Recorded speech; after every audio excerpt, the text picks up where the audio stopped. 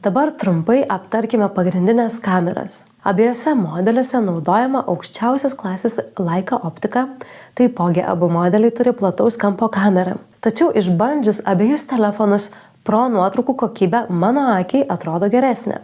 Ji turi šiek tiek atviresnę diafragmą. O kurio modelio nuotraukos atrodo gražesnės jūsų akiai? Parašyk komentaruose. Pro modelis taip pat siūlo daugiau lankstumo video kūrėjams. 4K filmavimas 120 kadrų per sekundę greičiu. Ir dabar svarbiausia priežastis, kodėl Pro modelis nusipelno savo vardo. Kameros. Nors abu telefonai didžiuojasi triguba Leica kamerų sistema, 15T Pro pristato absoliučią naujovę šioje serijoje.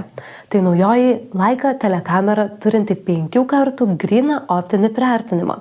Jūs galite fotografuoti detalės pastatų viršūnėse, gyvūnus gamtoje ar užfiksuoti emocijas koncerte, net jei stovite toli nuo scenos. O su 10 kartų hibridiniu priartinimu